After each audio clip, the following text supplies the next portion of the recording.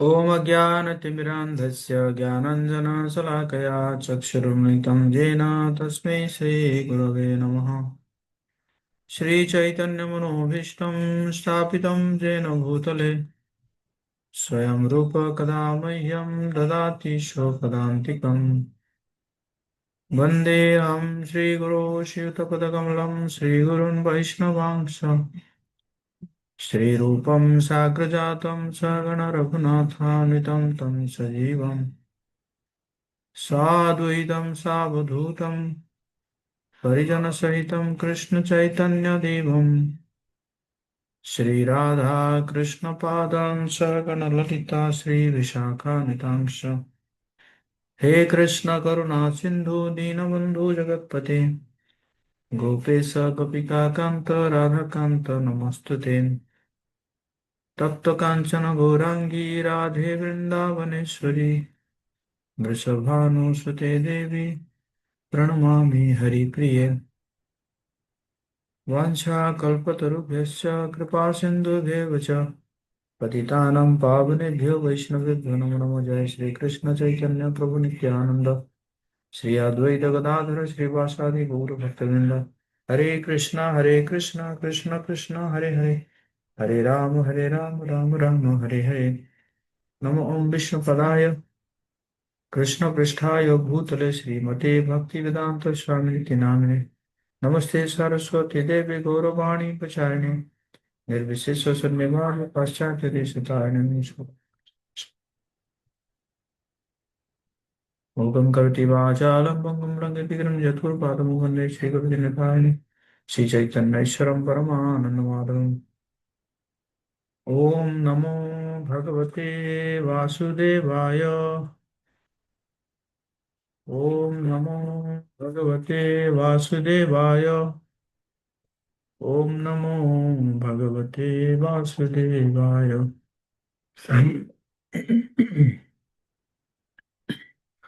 हरे कृष्णा, सभी भक्तों का हार्दिक स्वागत है।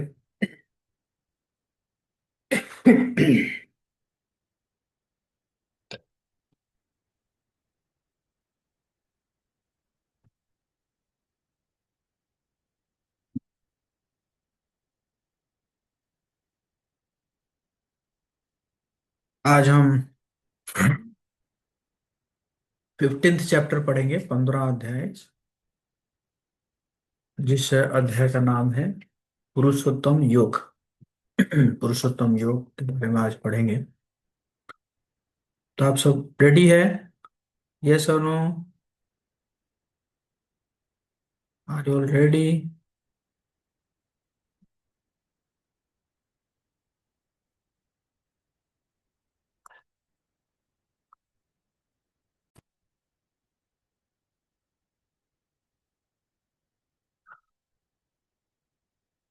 तो मेरा स्क्रीन विजिबल है आप सबको?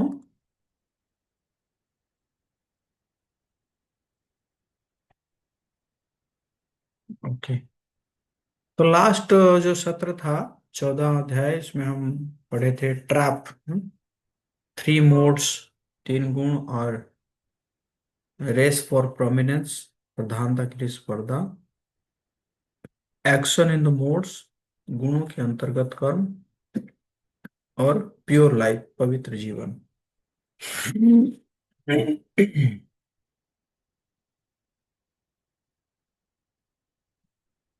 तो आज जो है होम, HOME, होम और होटल, घर या hotel, on and on, over and over again, बार बार लगातार, maintain, M for maintainer of body mind and soul, शरीर मन तथा और आत्मा का पोषक, और एसेंस इन 3 वर्सेस, 3 श्लोकों में सार। तो बेसिकली कि पिछले अध्याय में, 14वां अध्याय में, भगवान कृष्ण ने कहा कि वे ब्रह्म और ब्रह्म के आधार और परम आश्रय है। 14वां अध्याय का 27 नंबर श्लोक में भगवान ने कहा। कृष्ण ने यह भी कहा कि भक्ति करने से भौतिक गुणों को पार किया जा सकता है।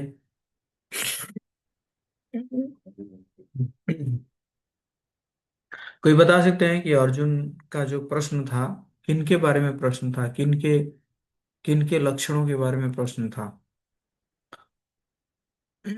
आप चैट बॉक्स में लिखते रहिए, मैं आगे बढ़ता हूँ।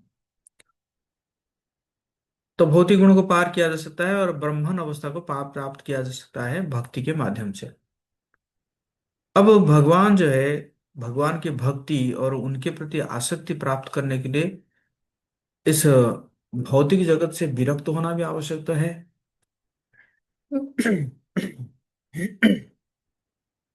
तो इस अध्याय में भगवान क्या करेंगे, इस भौतिक जगत से आसक्ति तोड़ने की प्रक्रिया को वर्णन करेंगे। इस अध्याय में आसक्ति कैसे तोड़ना है। वे इस संसार की तुलना एक बरगद के वृक्ष के से और विरक्ति की तुलना इसको काटने वाली कुल्हाड़ी के समान करते हैं। ये संसार क्या है, बरगद का पेड़ है, और इस आसक्ति को जो काटने वाला, काटने के लिए क्या चाहिए, जो विरक्ति जो है वो क्या है, कुल्हाड़ी है जो कि इसको काटेगा। उसके बाद वे पुरुषोत्तम योग का वर्णन करते हैं। भक्ति योग का महत्व जानने के बाद कोई पूछ सकता है कि वेदों के बारे में क्या है। इस अध्याय में समझाया गया है कि वेद अध्ययन का उद्देश्य जो है वो क्या है, कृष्ण को समझना है ना। वेद क्यों पढ़ा जाता है? कृष्ण को समझने के लिए, है ना।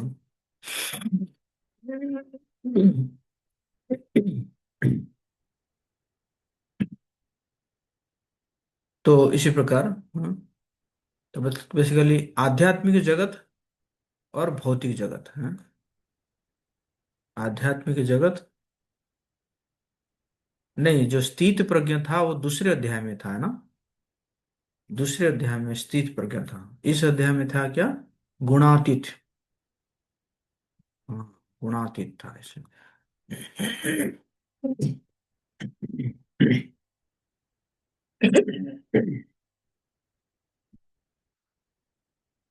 तो आध्यात्मिक जगत क्या है? नदी के तट के ऊपर असली आम के पेड़ की तरह है। और भौतिक जगत क्या है? पानी में उस आम के पेड़ के प्रतिबिंब की तरह है। आप देखिए, ऊपर वाला जो पेड़ जो है उसका रूट नीचे है ना, नीचे से ऊपर जा रहा है ना। बट उसका ऑपोजिट में क्या हो रहा है?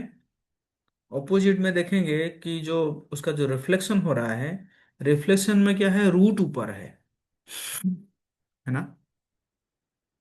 तो हमारा भौतिक शरीर जो है हमारे आध्यात्मिक शरीर की एक बुरी नकल है, जिसको इंग्लिश में बोलते हैं परवर्टेड रिफ्लेक्शन, है ना।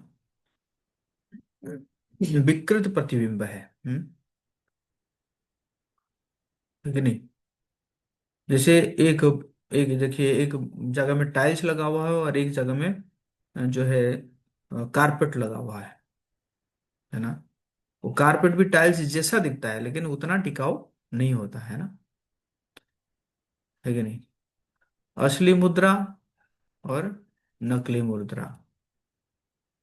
हम्म, असली आम और प्लास्टिक आम है, नकली आम। तो उसी प्रकार आध्यात्मिक सौंदर्य और ये क्या है, भौतिक सौंदर्य, है ना।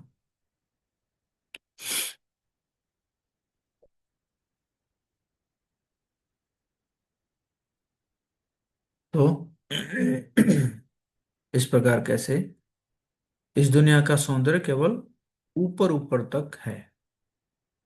ठीक है नहीं? तो पहला श्लोक है, श्री भगवान उवाच ऊर्ध्वमूल मध शाखम अस्वस्थम प्राहुरव्ययम। ऊर्ध्वमूल अध शाखम अश्वत्थम प्राहुरव्ययम कहा जाता है कि एक शाश्वत अश्वत्थ वृक्ष, अश्वत्थ का वृक्ष है जिसकी जड़ें ऊपर की ओर तथा शाखाएं नीचे की ओर है। जड़ जो है कहाँ है, ऊपर है। शाखाएं नीचे की ओर। लेकिन होता क्या है, होता जड़ नीचे होता है, हाँ? शाखाएं ऊपर होते हैं। लेकिन ये जो है, ये जो वृक्ष क्या है, इसका जड़ ऊपर है और शाखाएं नीचे है। छंदांसि यस्य पर्णानि। तो उस जो वृक्ष है, उसके जो, इसकी जो पत्तियां जो है वो क्या है, वेद है। यस्तम वेद स वेदविद। जो इस वृक्ष को जानता है वो वेदों का ज्ञाता है। कहने का मतलब है, इस भौतिक संसार को जो जान जाता है तो वो वेदों का ज्ञाता हो जाता है। है ना। तो ये जो प्रतिबिंब वृक्ष है, हाँ, एक वृक्ष जिसकी शाखाएं नीचे की ओर है और जड़ें ऊपर की ओर है। तो वास्तविक वृक्ष का जल में प्रतिबिंब है। ये एक्चुअली क्या है, ये असली में वृक्ष नहीं है, ये क्या है, प्रतिबिंब है। परवेटेड रिफ्लेक्शन ऑफ स्पिरिचुअल वर्ल्ड। भौतिक जगत रूपी यह वृक्ष आध्यात्मिक जगत रूपी वास्तविक वृक्ष का क्या है, प्रतिबिंब मात्र है। इच्छा है? इच्छा क्या है? जिस प्रकार एक वृक्ष का प्रतिबिंब पानी पर स्थिर होता है, आध्यात्मिक जगत का प्रतिबिंब इच्छाओं पर स्थित होता है। आध्यात्मिक जगत में प्रवेश करने की दिव्य इच्छा विकसित करने से भौतिक जगत के बंधनों से मुक्त हुआ जा सकता है। जैसे मतलब जो जो रिफ्लेक्शन है, वो रिफ्लेक्शन किसके ऊपर टिका हुआ रहता है, पानी के ऊपर टिका हुआ रहता है। ये सब आप लोगों को समझ में आ रहा है। तो पानी के ऊपर टिका हुआ होता है, तो उसी प्रकार ये जो प्रतिबिंब है, ये जो भौतिक जगत का जो है, मतलब आध्यात्मिक जगत का जो प्रतिबिंब भौतिक जगत है, वो किसके ऊपर टिका हुआ रहता है, इच्छा के ऊपर टिका हुआ रहता है। लेकिन अगर उस इच्छा को हम क्या करें, दिव्य इच्छा में बदल दे, अगर हम स्पिरिचुअल डिजायर करें, तो फिर धीरे धीरे हम क्या कर सकते हैं, जो है इस भौतिक जगत के बंधन से मुक्त हो सकते हैं। है ना। तो इसलिए ट्रांसफॉर्मेशन फ्रॉम हो जाता है किसे, मेटेरियल डिजायर से स्पिरिचुअल डिजायर। है ना। आप कोई बता सकते हैं कि, कोई आप में से कोई बता सकते हैं कि क्या ऐसे भौतिक इच्छा है उसको हम ट्रांसेंडेंटल इच्छा में ट्रांसफॉर्म कर सकते हैं। Quick, quick question, hand raise करके बताएंगे। यस, गायत्री। हरे कृष्ण प्रभु जी। प्रभु जी, जैसे हमें भौतिक इच्छा इस प्रकार होती है, जैसे हमें कुछ खाने की इच्छा हो रही है, जो कि कोई रसीली सी वस्तु या फिर कोई भी, जैसे कोई मिठाई है, तो अगर उसे हम खाना चाहते हैं, लेकिन अगर हम उसको भगवान को भोग लगाकर पाते हैं तो वो प्रसाद हो जाता है। तो इससे भगवान का कृपा और आशीर्वाद दोनों मिलता है, और ये एक आध्यात्मिक कार्य भी हो गया। Thank you, wonderful answer. तो बेसिकली क्या है कि भौतिक इच्छा क्या है, कि मैं इसको भोग करूंगा, मेरी मेरी इंद्रियों की तृप्ति होगी। This is for my sense gratification. But उसको अगर हम ट्रांसफॉर्म कर देते हैं, no, this is for Krishna sense gratification. है ना। ये मैं भगवान के लिए बनाऊंगा या बनाऊंगी। और ऑब्वियसली भगवान के लिए बनेगा तो अपने आप ही आपको तो मिलेगा ही, प्रसाद के रूप में मिलेगा। है ना। तो फिर हमने क्या किया, अपना अपना जो डिजायर को हमने ट्रांसफॉर्म कर दिया, from material desire to spiritual desire, from from my sense gratification to Krishna's sense gratification. है ना। है कि नहीं।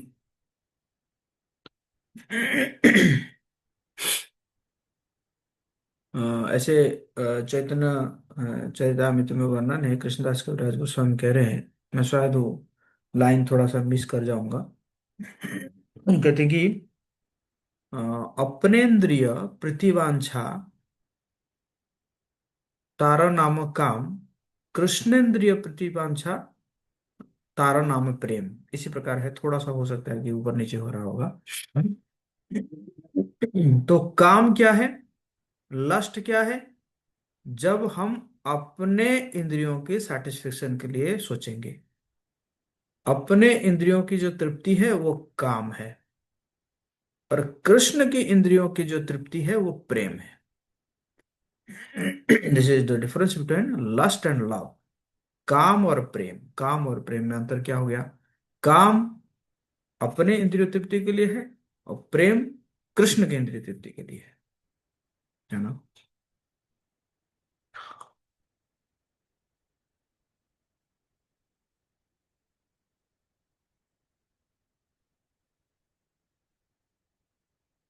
मैं प्रश्न समझ नहीं पा रहा हूँ, राधे राधे क्या पूछ रहे हैं?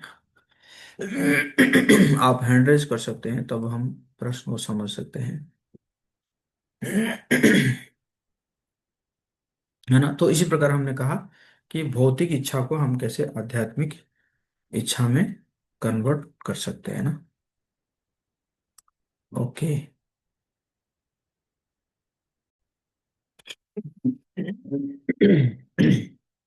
तो वेदों को जानना, जो वेदों के अनुष्ठान के प्रति आकर्षित है, वो सिर्फ अश्वत्थ वृक्ष के वृक्ष की सुंदर हरी पत्तियों से आकर्षित है, और वेदों के उद्देश्य को नहीं जानते हैं। वेदों को जानने का अर्थ है भौतिक जगत के वृक्ष के प्रति आसक्ति को काटना। हाँ? आपने वेद जान गए, लेकिन भौतिक संसार के प्रति विरक्ति नहीं आ रहा है, इसका मतलब आप वेद को नहीं जानते हैं। आप सिर्फ वे उसके जो फ्लावरी लैंग्वेज के प्रति आपने, यू आर अट्रैक्टेड, है ना आप, है कि नहीं, उसके प्रति आसक्त हो गए, है ना, मतलब आकर्षित हो गए। हम्म। फिर दूसरे श्लोक में भगवान कह रहे हैं, ऊपर और नीचे फैलती हुई इसकी शाखाएं विभिन्न प्रजातियों के साथ ग्रहों के प्रतिनिधित्व करती है। और जो शाखाएं हैं, जो है प्रजापतियों के, प्रजापति और ग्रहों को प्रतिनिधित्व करती है। शाखाओं के निचले भागों पर विभिन्न जीव योनियों, जैसे मनुष्य, पशु, घोड़े, है ना, गाय, देखिए गाय का भी यहाँ पे जो है दिया गया है ना, गाय, पशु, ये सब दिया बना है ना, कुत्ते, बिल्लियां आदि के ग्रह है। ऊपरी भागों पर जीवों की उच्च योनियां हैं, जैसे देव, गंधर्व आदि। ब्रह्मलोक, ब्रह्मलोक जो है वो जड़ में स्थित है, और ये जो है तीन गुणों द्वारा पोषित हो रहा है, सतोगुण, रजोगुण और तमोगुण। इसके टहनियां इंद्रिय विषय है, शाखाओं के सिरे इंद्रिय विषयों के प्रति आसक्त इंद्रियां हैं। हर जगह फैली हुई इसकी सहायक जड़ें क्या है? इसकी सहायक जड़ें जो है, वो अ, सहायक जड़ें मानव समाज के को सकाम कर्मों में बांधती है। तो जो सहायक जड़ें राग तथा द्वेष है, जो विभिन्न प्रकार के कष्ट तथा इंद्रिय भोगों को के उप उत्पाद है। राग और द्वेष, है ना, अटैचमेंट एंड एवर्जन। धर्म अधर्म की प्रवृत्तियां इन्हीं गौण जड़ों के से विकसित होती है। इस वृक्ष के फल धर्म, अर्थ, काम और मोक्ष है। सतत होने का अर्थ है, अर्थ में यह वृक्ष, अर्थ में यह वृक्ष शाश्वत है, और क्योंकि गीता में दिए गए विभिदात्मक ज्ञान के बिना यह स्पष्ट नहीं होता है। अब जो है क्या है, वृक्ष को विरक्ति की कुल्हाड़ी से काटे। हम्म, है तो ये वृक्ष, लेकिन कैसे काटोगे कैसे? विरक्ति रूपक, हम्म, विरक्ति की कुल्हाड़ी से काटना होगा। तो फिर भगवान कह रहे हैं, इस वृक्ष का असली रूप, इसकी शुरुआत, अंत और आधार का इस दुनिया में अनुभव नहीं किया जा सकता, लेकिन दृढ़ निश्चय द्वारा तीव्र की गई विरक्ति की कुल्हाड़ी से इस मजबूत जड़ वाले पेड़ को काट देना चाहिए। तत्पश्चात उस स्थान की खोज करना चाहिए, करनी चाहिए, जहां जाकर आदि पुरुष भगवान जिनसे सब कुछ उत्पन्न हुआ है उनकी शरण लेने से लौटना ना पड़े। जिस प्रकार, है ना, बहुत बढ़िया एग्जाम्पल क्या है, अजामिल, है ना, अजामिल। आप सब अपना वीडियो ऑन कर सकते हैं, सिर्फ दो ही डिवोटी वीडियो ऑन किए हैं। तो अजामिल जब उसको ज्ञान मिला, भगवान विष्णुदूत से जब उसको ज्ञान मिला, तो अजामिल ने क्या किया, तुरंत वो सब कुछ छोड़ के चला गया। उसकी पत्नी थी, उसके बच्चे सब थे, और जिस बच्चा को वो बहुत प्रेम करता था, नारायण, वो भी था, लेकिन कुछ नहीं देखा। उसने तुरंत उठा और चल पड़ा, कहाँ पे, हरिद्वार में, है ना। हरिद्वार में गया और जाके वहां पे भगवान को, है ना, भजन किया। तो इसी प्रकार उसने विरक्ति की कुल्हाड़ी से, है ना, वो पेड़ को काट दिया। और फिर कह रहे कि तत्पश्चात उस स्थान की खोज करनी चाहिए। जिस प्रकार अजामिल जो है अपना खोज कर लिया, जहां जाकर आदि पुरुष भगवान जिनसे सब कुछ उत्पन्न हुआ है उनकी शरण लेने से लौटना ना पड़े। तो उसने गया और जो है हरिद्वार में जाके भगवान की शरण लिया, और भगवान का नाम का उच्चारण किया, हरे कृष्णा कृष्ण कृष्ण हरे हरे, हरे राम राम राम हरे, भगवान का नाम का उच्चारण किया, और फिर वो वापस चला गया, back to home, back to God, है ना। अब जो है भगवान बताएंगे कि शरणागति की प्रक्रिया क्या है। शरणागति की प्रक्रिया क्या है, बहुत सुंदर श्लोक है, शरणागति की प्रक्रिया या शरणागति की पद्धति। निर्माण मोहाजित संग दोषा, निर्माण मोहाजित संग दोषा, जो झूठी प्रतिष्ठा और मोह से मुक्त है, और जिन्होंने कुसंगति पर विजय प्राप्त की है ना। तो बहुत ही इंपॉर्टेंट है ना, झूठी प्रतिष्ठा। हम्म, आज देखिए, लोग जो है झूठी प्रतिष्ठा के लिए कितना मतलब तरस रहे हैं ना, है कि नहीं। कैसे अपने अपना प्रतिष्ठा बढ़ेगा। हम्म, अभी मैं आज देख रहा था, न्यूज़ देख रहा था कि साउथ इंडिया में एक लड़की ने, एक जो है बस में एक एक लड़का खड़ा था, उसके पर, लड़का तो नहीं, पुरुष खड़ा था, तो उसके बारे में उसने वीडियो बना दिया, और मतलब बस अपने आप को फेमस करने के लिए बना दिया, और लोग जो है उल्टा सीधा बोलने लगे, और वो पुरुष जो है क्या किया, उसने सुसाइड कर दिया, जबकि उसकी कोई गलती नहीं थी। तो क्या है झूठी प्रतिष्ठा, मतलब अपने आप को कैसे, लोग, कितने लोग जो है मेरा वाह वाह करेंगे, प्रशंसा करेंगे, कितने मेरे फॉलोअर्स है। तो भगवान यहाँ पे कह रहे हैं झूठी प्रतिष्ठा और मोह से मुक्त है, और जिन्होंने कुसंगति पर विजय प्राप्ति की है।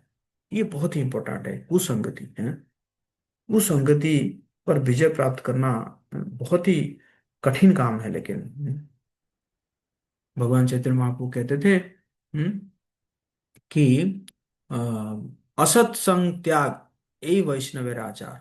सिर्फ एक चीज आपको करना पड़ेगा, क्या है, असत संग को त्याग करना है, बस। अगर असत संग को आप त्याग करेंगे, अपने आप ही आपका जो जो जो आध्यात्मिक प्रगति है, वो बहुत ही तेजी से बढ़ जाएगा, है ना। असत संग त्याग है।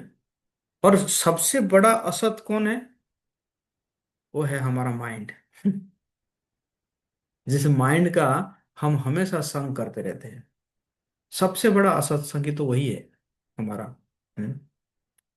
और बाकी फिर दुनिया तो है ही है। हम्म। है ना।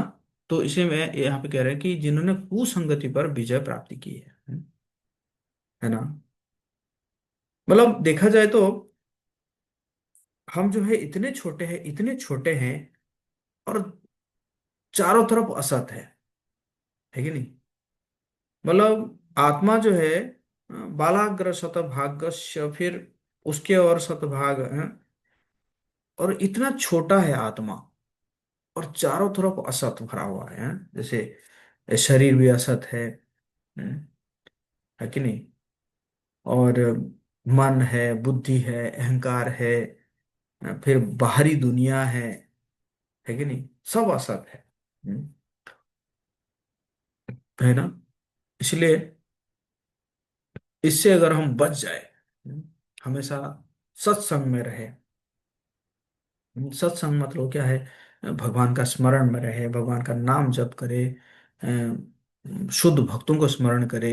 जैसे आज जो है भीष्माष्टमी है आज। भीष्माष्टमी मतलब आज जो है भीष्म पितामह इस संसार छोड़ के गए थे, है ना? तो इस प्रकार के दिन में क्या करना चाहिए? ये जैसे वैष्णवों को क्या करना चाहिए? हमें स्मरण करना चाहिए। आज भीष्माष्टमी है, भीष्म पितामह का स्मरण करना चाहिए। कल जो है अद्वैत आचार्य का वो था, जो है आविर्भाव था, दिवस था, तो उस दिन अद्वैत आचार्य का जी का स्मरण करना। तो इसी प्रकार करने से हम क्या करते हैं, कर सकते हैं, ये कुसंगति से हम बच सकते हैं, है ना? अच्छा, आगे क्या है? आध्यात्म नित्या विनिवृत्त काम, जो शाश्वत तत्व को समझते हैं, जिन्होंने भौतिक काम को नष्ट कर दिया है। शाश्वत तत्व अर्थात शाश्वत तत्व क्या है? कि अकेला ईश्वर कृष्ण, बाकी सब भृत्य, दाता एक राम, भिखारी सारी दुनिया, राम एक देवता, पुजारी सारी दुनिया, पुजारी सारी दुनिया, दाता एक राम। तो राम और कृष्ण ये क्या है? यही मालिक है। हम्म, यही परम भोक्ता है। हम सब क्या है? भोग्य है। हम भोक्ता नहीं हो सकते हैं। जिस समय हम भोक्ता बनने का प्रयास करते हैं, उस समय हम माया के चंगुल में फंस जाते हैं, है ना? है कि नहीं? फिर हमें जो है माया देवी अर्थात दुर्गा जी अपने त्रिशूल, त्रिशूल में क्या रहता है? तीन शूल है ना, त्रिशूल। तो उसी में कष्ट देती है। आध्यात्मिक क्लेश, आदि भौतिक क्लेश, आदि दैविक क्लेश, कष्ट देती है ना? जिन्होंने भौतिक काम को नष्ट कर दिया है, द्वंद्वेर विमुक्ता, सुख दुख संगे, जो सुख और दुख के द्वंद्व से मुक्त है। मतलब सुख क्या है, दुख क्या, सबको समान दृष्टि से देखना है ना? जब सुख आ रहा है तब सोचना चाहिए कि भाई ये जाने वाला है। इसके आगे दुख आने वाला है। और दुख आ रहा है उस समय भी यही सोचना है, दुख चला जाएगा, है ना? है कि नहीं? गच्छन्त्य मूढ़ा पदम अव्ययम तत्, जो मोह रहित होकर परम पुरुष को शरणागत होना जानते हैं, उस अनंत आध्यात्मिक जगत को प्राप्त करते हैं, है ना? अब कृष्ण आध्यात्मिक जगत के स्वभाव को वर्णन करेंगे। उपरोक्त शरणागति की प्रक्रिया का लक्ष्य है, तो बताते दिया भगवान ने कि देखो, इसी प्रकार आध्यात्मिक जगत को क्या कर सकते हैं, आप प्राप्त कर सकते हैं।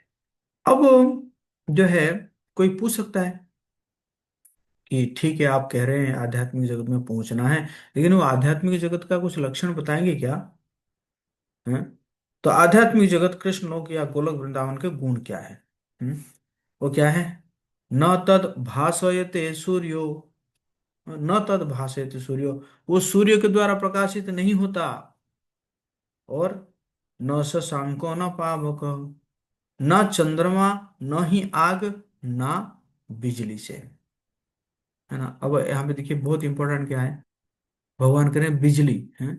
इसका मतलब वहां पे बिजली था, उस समय बिजली था, तभी तो कह रहे हैं बिजली। नहीं तो अर्जुन पूछ लेते ना, ये बिजली क्या होता है? ना, है कि नहीं? यद गत्वा न निवर्तन्ते, जो लोग वहां तक पहुंच जाते हैं, वो इस भौतिक जगत में कभी नहीं लौटते हैं, है ना? आप में से कितने लोग जाना चाहेंगे उस जगत में, जिस जगत से फिर ये भौतिक जगत में फिर लौटना नहीं पड़ेगा? ये भौतिक जगत में आके जन्म मृत्यु जरा व्याधि आदि भौतिक आध्यात्मिक और आदि दैविक क्लेश का सामना नहीं करना पड़ेगा। कितने लोग कितने लोग जाना चाहते हैं? हम्म। हम्म। तो तद्धामम परमम, वो मेरा धाम है। भगवान कह रहे वो मेरा धाम है, वो मेरा धाम है? जब तक जीवात्मा उस परम धाम तक नहीं पहुंच जाता वो संतुष्ट नहीं रहेगा, क्योंकि कृष्ण से संबंधित रहना जीव की मूलावस्था है, जैसा कि जो है अभी आगे बताएंगे। है ना? जिस प्रकार मछली को अगर आप पानी से निकाल दो और पानी से निकाल के उसको सोफे के ऊपर बिठाओ, उसके पिज्जा खिलाओ, हम्म, उसको थोड़ा है ना शराब पिलाओ, हम्म, क्या वो सुखी हो सकती है? हम्म। स्वर्ण मुद्रा दीजिए, मछली को पानी से निकाल, नहीं चाहिए उसको, है ना? उसको क्या चाहिए? उसको पानी ही चाहिए, बस पानी में छोड़ दो, वो सुखी हो जाती है ना। उसी प्रकार हम यहाँ पे सुखी नहीं हो सकते हैं ना। हम इस संसार में जो है अपोजिट सेक्स से या सेक्स के साथ रहने से या अ, जो है पैसों से, घरों से, बड़ा बड़ा महल बना के, बना गाड़ी, महंगी महंगी गाड़ी चला के, ये सब से हम सुखी नहीं हो सकते हैं जब तक हम भगवत धाम में ना पहुंच जाए। जब भगवत धाम में पहुंच जाएंगे, है ना, तो फिर हम सुखी हो जाएंगे। तो अब भगवान जीव का भविष्य निर्धारित करने की मन की शक्ति के बारे में बताएंगे। माँ जो है, मन जो है वो कितने पावरफुल है। मतलब आगे का जो डेस्टिनेशन प्राप्त करने के लिए,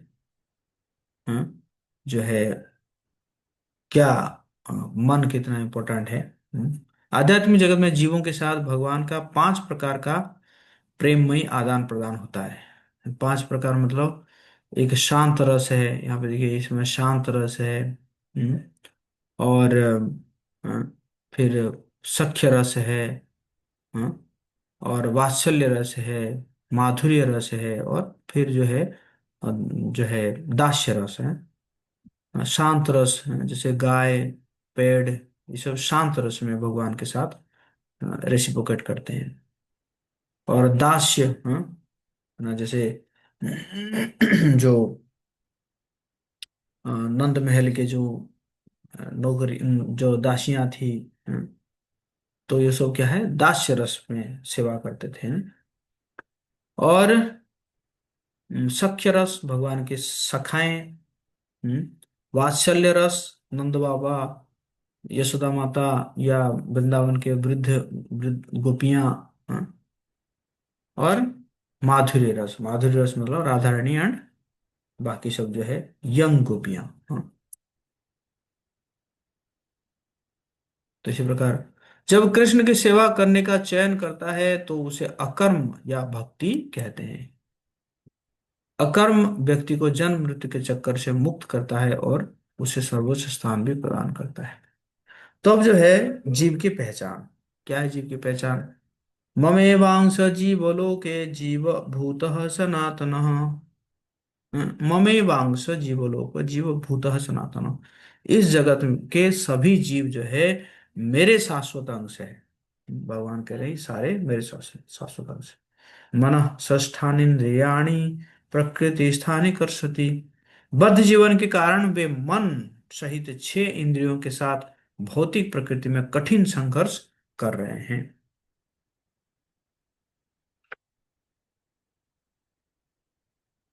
है ना?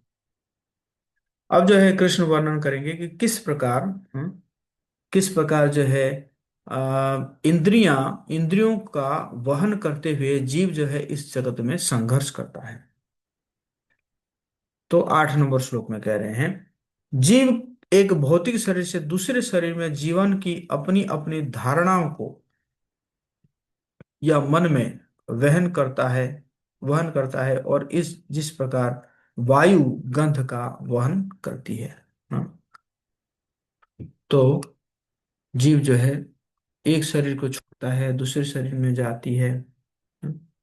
और उस समय क्या होता है, अपना स्थूल शरीर तो छोड़ के चला जाता है, लेकिन सूक्ष्म शरीर जो है क्या होता है, ट्रांसफर होता है ना। सूक्ष्म शरीर जो है मन बुद्धि और अहंकार, वो आत्मा को लेकर एक शरीर से दूसरे शरीर में जाता है ना। इसलिए है ना, जो प्रीवियस लाइफ का जो माइंड है ना, इंटेलिजेंस है एंड फॉल्स ईगो है, वो दूसरे शरीर में, दूसरे जो स्थूल शरीर में वो जाता है।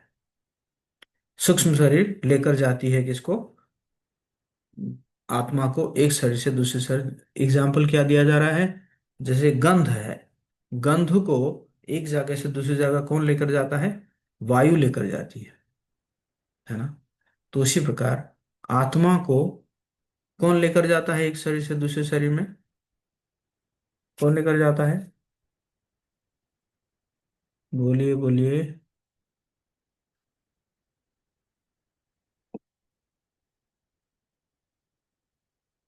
कौन लेकर जाता है, सूक्ष्म शरीर, यस, थैंक यू।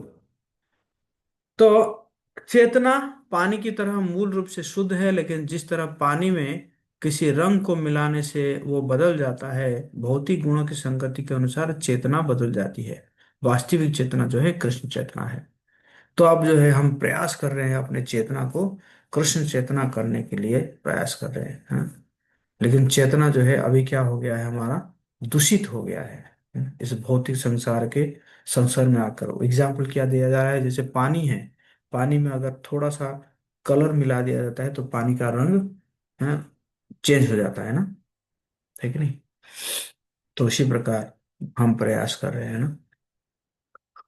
तो अब जो है आत्मा का देहांतरण कौन देख सकता है और कौन नहीं देख सकता है, 10 नंबर और 11 नंबर श्लोक।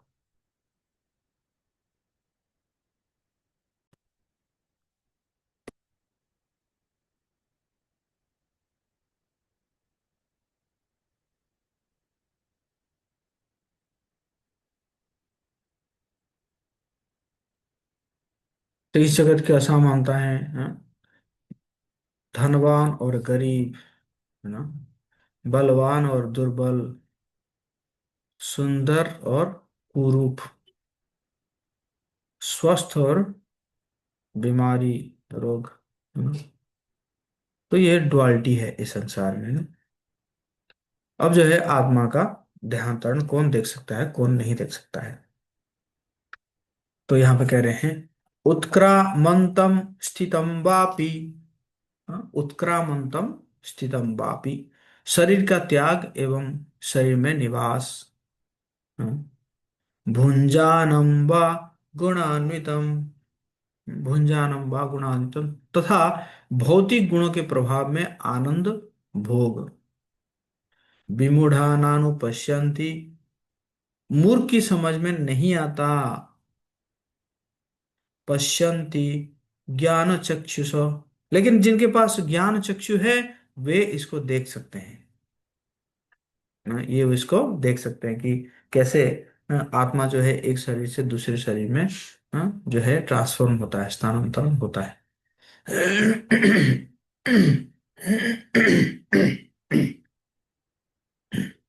यतन्तो योगिनश्चैनं पश्यन्त्यात्मनापन्यवस्थितम्, आत्म साक्षात्कार में स्थित प्रयत्नशील योगी यह सब स्पष्ट रूप से देख सकते हैं। यत्तन्त्योप्य कृतात्मानो नैनं पश्यन्त्य चेतसः, लेकिन अशुद्ध चेतना वाले प्रयत्न करके भी देख नहीं सकते। तो ईश्वर की सहायता के बिना इंद्रिय भोग भी संभव नहीं है। कृष्ण को दृश्य जगत का पालन करता मानते हुए इस दुनिया में रहकर भी कृष्ण चेतना का विकास किया जा सकता है। आगे के श्लोक में ये हमें यह समझाने में सहायता करते हैं कि इस भौतिक जगत में किस प्रकार कार्यकलाप हो रहा है और इस तरह ज्ञान में स्थित रहे। तो ईश्वर की सहायता के बिना इंद्रिय भोग भी संभव नहीं है, है ना। तो भगवान देखिए इतने दयालु है, इतने दयालु है? भगवान क्या करते हैं, कोई अगर इंद्रिय भोग करना चाहता है तो भगवान कहते हैं कोई बात नहीं, करो बेटा, करो करो। इसका मतलब क्या है, भगवान जो है वो द्वेषी नहीं है ना। भगवान किसी से द्वेष नहीं करते हैं। ठीक है बेटा, भोग करना है ना, करो, कोई बात करो।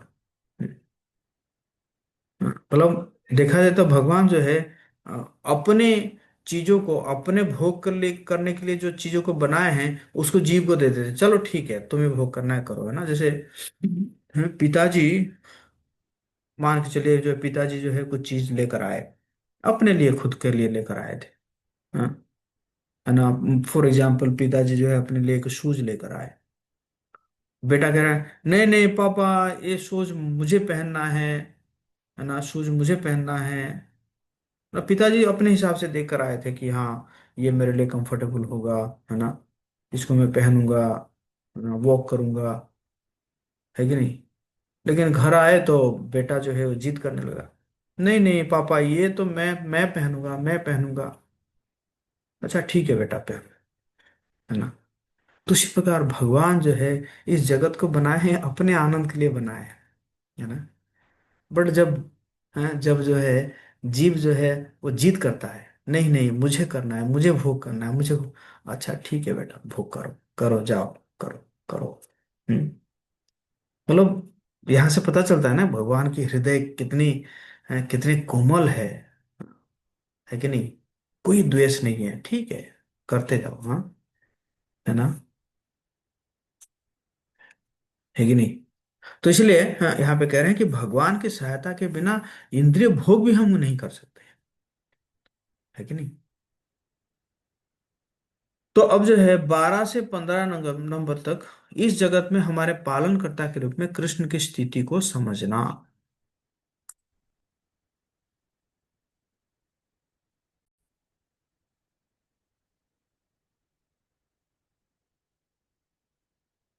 हम्म।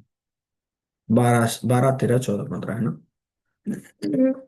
तो 12 13 में कह रहे हैं ब्रह्मांडीय स्तर पर कृष्ण हमारे पालन करता है ना, जिसमें अ, मैं सूर्य चंद्रमा अग्नि के प्रकाश का स्रोत हूँ, जो इस विश्व के अंधकार को मिटाते हैं। सूर्य चंद्रमा अग्नि के क्या कह रहे हैं, भगवान कह रहे हैं कि इसका स्रोत हूं मैं प्रत्येक लोक में प्रवेश करता हूँ और मेरी शक्ति से सभी जीवों को धारण करता हूँ। मैं प्रत्येक लोक में प्रवेश करता हूँ, है ना। लोक मतलब जितने भी हमारे लोक हैं, सभी लोक में भगवान प्रवेश करते हैं और अपनी शक्ति से जीवों को क्या करते हैं, धारण करते हैं ना, सभी लोकों में जीव है। मैं चंद्रमा बनकर सभी पौधों और वनस्पतियों को जीवन रस प्रदान करता हूँ, है ना। फिर 14 15 में व्यक्तिगत स्तर पर हमारे कृष्ण भी हमारे पालन करता है। कैसे, 14 नंबर में कह रहे हैं कि मैं पाचन अग्नि हूं, हाँ। अहम विश्वा नरो भूत्वा, हम्म, अहम अहम विश्वा नरो भूत्वा, मैं पाचन अग्नि हूं, प्राणी नाम देहम आश्रितः, सभी जीवों के शरीर में प्राणापान समायुक्त, मैं श्वास प्रश्वास की प्राण वायु से भी मिलता हूँ। पचाम्यन्नम चतुर्भुजम, 4 प्रकार के खाद्यों को पचाने के लिए, है ना, है कि नहीं।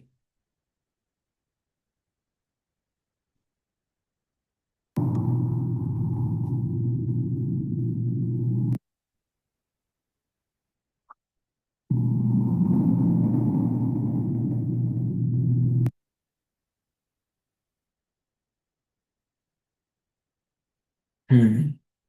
तो 4 प्रकार के खाद्यों को भगवान पचाते हैं, है ना।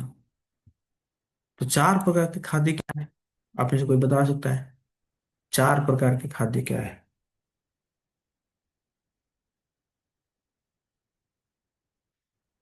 आप में से कितने लोग गुरबाष्टकम जानते हैं।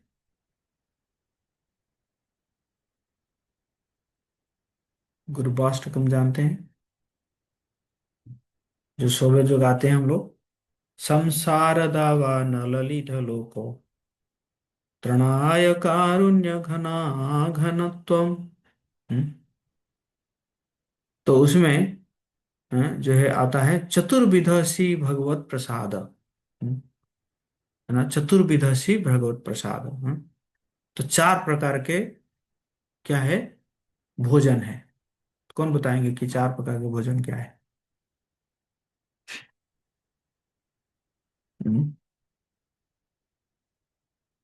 तो लिख सकते हैं। तो पहला है, क्या है, भक्ष्य। भक्ष्य मतलब जिसको हम चबा चबा के खाते हैं, है ना, है कि नहीं। और दूसरा है भोज्य, जो जिसको कुछ कुछ चीजों को हम निगल लेते हैं ना, है कि नहीं। कुछ कुछ चीज जो है हम क्या करते हैं, निगल लेते हैं ना। और कुछ कुछ जो है लेह्य, लेह्य मतलब चाटते हैं। हम्म, है ना, जैसे चटनी है, चाटते हैं कि नहीं। और चोष्य, चोष्य मतलब क्या है, जो चूसने योग्य, है ना। नया नया जो मैंगो आता है ना, हम उसको चूस के खाते हैं ना, छोटा छोटा जो मैंगो आता है, है ना। या गन्ना, गन्ना को भी हम क्या करते हैं, है ना, ऐसे तोड़ के चूसते हैं ना। तो इसी प्रकार ये चार प्रकार का हुआ, भक्ष्य, भोज्य, लेह्य और चोष्य। चबाए जाने वाले, निकले जाने वाले, चाटने वाले और चूसने वाले। तो इस प्रकार परमात्मा के रूप में कृष्ण सभी क्रियाकलापों को प्रारंभ करते हैं। 15 नंबर श्लोक, है ना। सर्वस्य चाहम हृदि सन्निविष्टो, सर्वस्य चाहम हृदय सन्निविष्टो, मैं सभी के हृदय में आसीन हूँ, है ना। मत्त स्मृतिर्ज्ञानम अपोहनम च, मुझसे ही स्मृति, ज्ञान और विस्मृति होती है। वेदैश्च सर्वैर अहमेव वेद्यो, मैं ही वेदों के द्वारा जानने योग्य हूँ। वेदांत कृत वेद विदेव चाहम, मैं वेदांत का संकलन करता हूँ और व्यास देव के रूप में मैं वेदों का ज्ञाता हूँ, है ना। तो भगवान कह रहे हैं कि मुझसे ही स्मृति, ज्ञान और विस्मृति होती है। तो यहाँ पे प्रश्न उठता है कि भगवान विस्मृति क्यों देते हैं? हम्म? भगवान कुछ चीजों को भुला क्यों देते हैं? प्रश्न उठता है ना। हम्म, प्रश्न उठता है कि नहीं, क्यों भुला देते हैं? देखिए, तीन चाबी है ना यहाँ पे। तो ये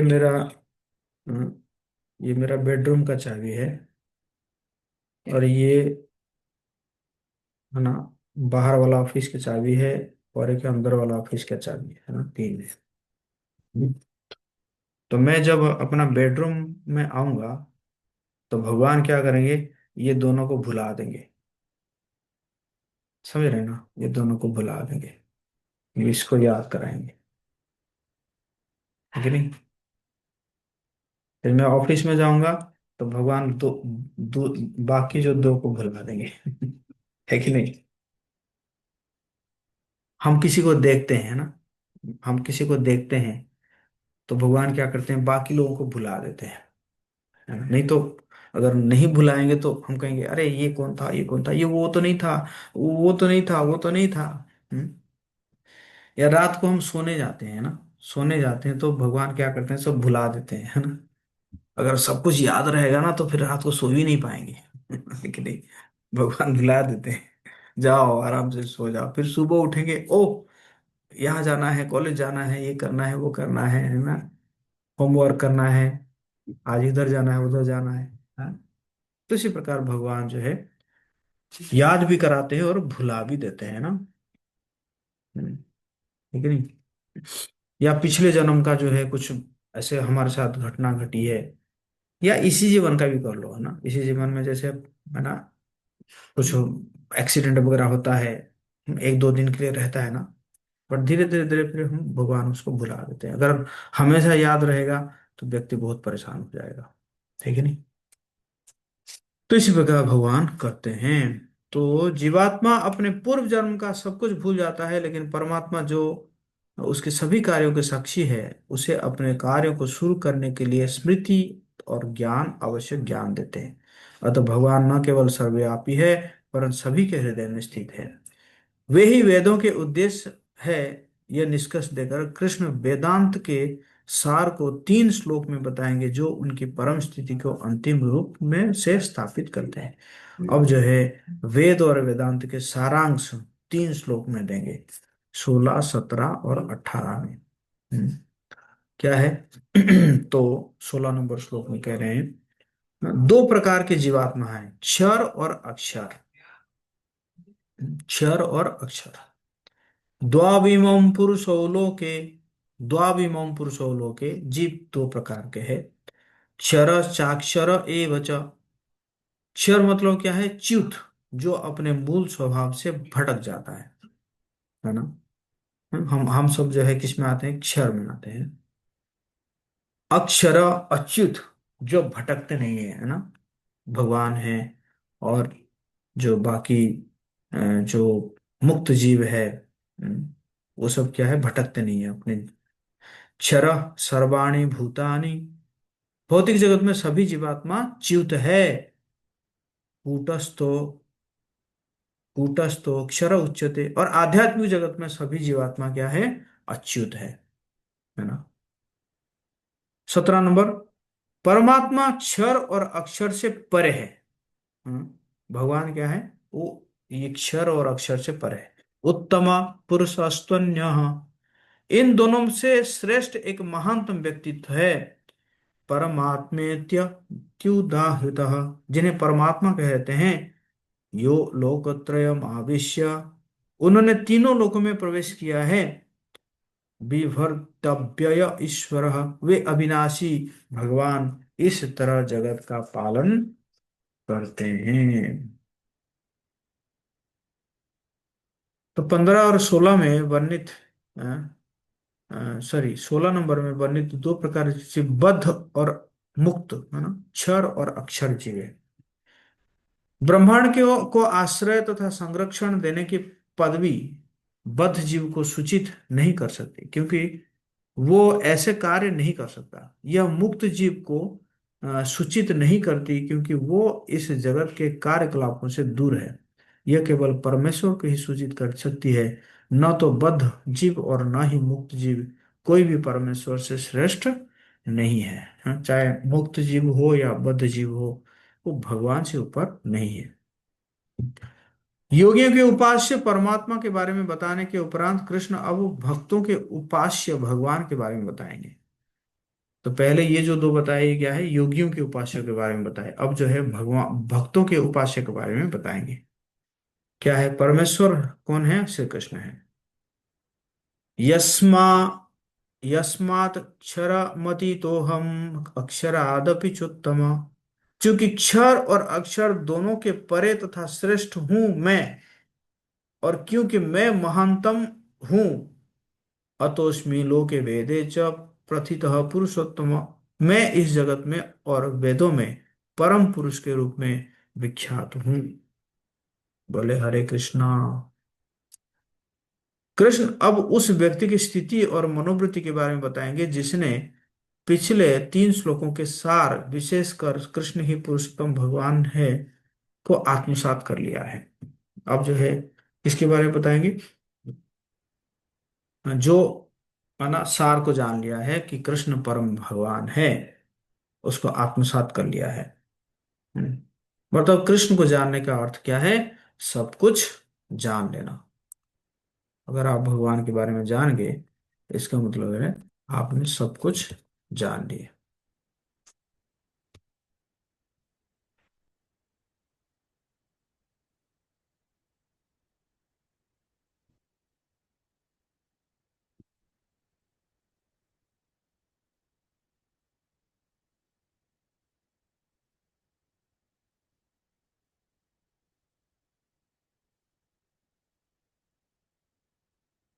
तो वेदों को जानकर कोई जान सकता है संबंध, अभिधेय और प्रयोजन। संबंध क्या है, भगवान के साथ संबंध क्या है, अभिधेय, हाँ, जो है जिस विधि से भगवान को जाना जाता है, और प्रयोजन है ना।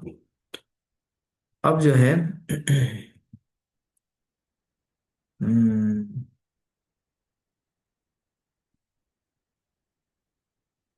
ये सब हम पढ़ चुके हैं।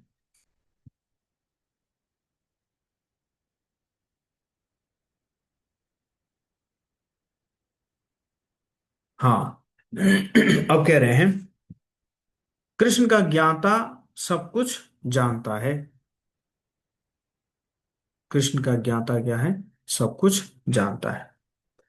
यो मामेव समम असम्मूढ़ जानाति पुरुषोत्तमम, जो कोई मुझे संशय रहित होकर पुरुषोत्तम भगवान के रूप में जानता है, स सर्वविद्ध जतिमाम, वो सब कुछ जानता है, वो मेरी भक्ति करता है, सर्वभावेन भारत, पूर्ण रूप से, हे भरत पुत्र। फिर भगवान कह रहे हैं सारांश एवं फलश्रुति, इस प्रकार मैंने वैदिक शास्त्रों के इस गुह्यतम भाग का वर्णन किया है। जो कोई भी इसे समझता है और उसे ज्ञान तथा साक्षात्कार प्राप्त होंगे, और उसके प्रयास जो है पूर्ण होंगे। इस अध्याय से हम यह सीखते हैं कि वो व्यक्ति जो बद्ध और मुक्त जीवों से भिन्न है, और जो इन दोनों से श्रेष्ठ तथा उनका आश्रय है, वो कौन है, वो परमेश्वर कृष्ण है ना। तो इसी प्रकार हमने आज जो है इसके बारे में चर्चा किया कि कौन है परमेश्वर भगवान श्री कृष्ण। हरे कृष्णा कृष्णा कृष्णा हरे हरे, हरे राम राम राम हरे हरे। किसी का कोई प्रश्न है तो आप पूछ सकते हैं।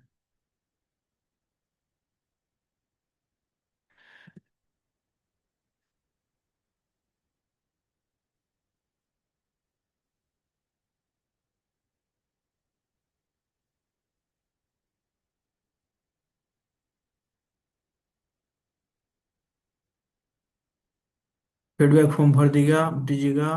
यस गायत्री।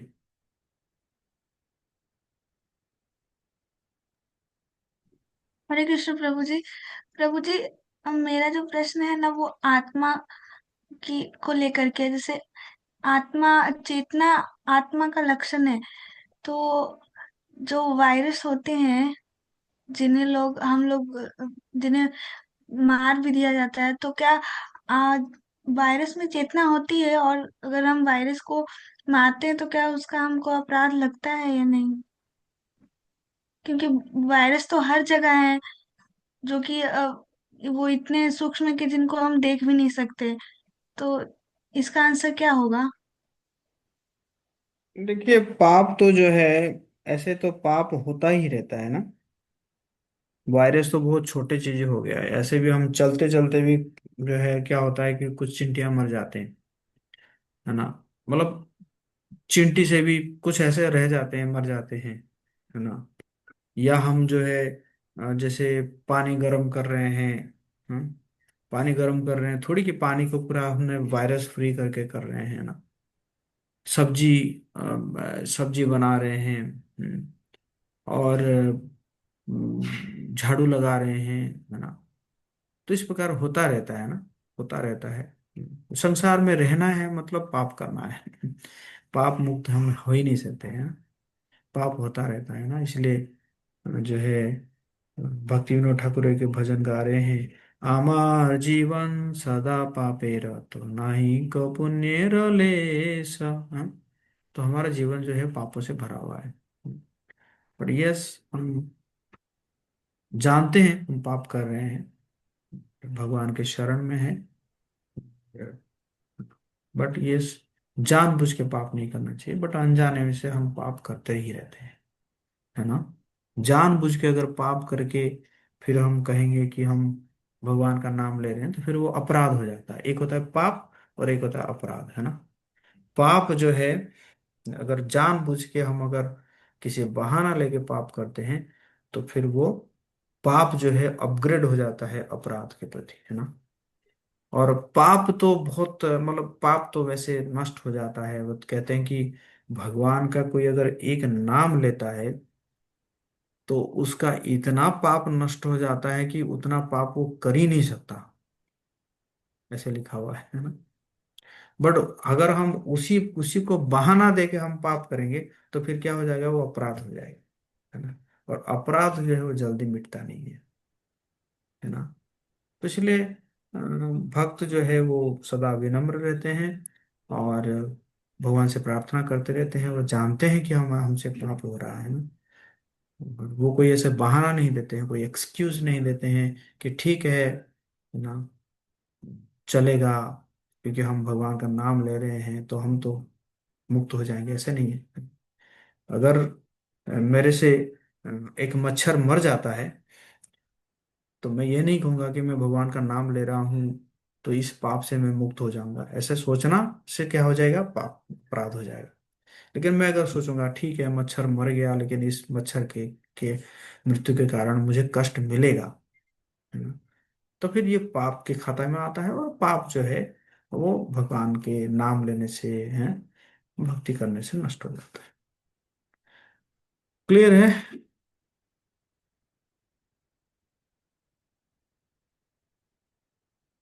ये कौन है, ओप्पो A79 5G? हरे कृष्ण प्रभु जी। क्या नाम है आपका? रविंद्र प्रभु जी। नाम क्या है आपका? रविंद्र रविंद्र प्रभु जी, रविंद्र प्रभु जी। नवादा से? जी जी प्रभु जी। अच्छा अच्छा, अब ऐसे नाम ऐसे आ रहा है आपका, Oppo A79 5G। हाँ हाँ, बताइए। थोड़ा सा वो प्रॉब्लम चल रहा है। तो प्रभु जी, मेरा प्रश्न था कि जैसे हम सुने हैं कि जो व्यक्ति पुण्य करता है तो वो भी भगवत धाम नहीं जा सकता है, मतलब पुण्य और पाप दोनों भोगना पड़ता है, दोनों से परे होना चाहिए, ऐसा है क्या? हाँ, है ना। पाप और पुण्य जो है, शिल प्रभुपाद जी एग्जाम्पल देते थे, सूखा मल और गीला मल दोनों मल ही है ना। तो इसलिए ना पाप करना है ना पुण्य करना है ना। पाप करने से भी संसार में आपको कष्ट मिलेगा और पुण्य करने से आपको भोग मिलेगा, है ना। लेकिन वो दोनों इसी संसार में है। हम्म? लेकिन जो भक्ति से किया जाता है वो ना पाप होता है ना पुण्य होता है, इसलिए उसको अकर्म बोला जाता है ना। जो पुण्य करते हैं उसको सकर्म कहा जाता है, जो पाप करते हैं उसका विकर्म कहा जाता है। लेकिन जो भगवान की भक्ति के रूप में काम करते हैं, हम्म, भक्तिमय सेवा करते हैं, तो वो होता है अकर्म, है ना। तो अकर्म जो है वो क्या करता है, भगवत धाम हमें पहुंचाता है, अकर्म, है ना। और सकर्म जो है हमें स्वर्ग तक लेकर जाएगा या दूसरे लोक में लेकर जाएगा। और विकर्म जो है वो हमें कहाँ लेकर जाएगा, नरक लेकर जाएगा। समझ में आया प्रभु? प्रभु जी, कहने का मतलब है कि एक तो अकर्म हो गया, एक सकाम कर्म हो गया, एक विकर्म हो गया। हाँ,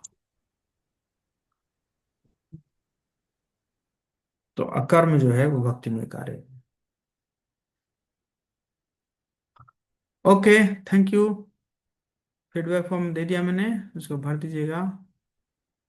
आई थिंक मैं अब कंटिन्यू करूंगा। 15 हो गया, 16 17 18, 3 दिन में, अगला 3 दिन में हम कंप्लीट कर देंगे इस चैप्टर, मतलब गीता कोर्स। हरे कृष्णा।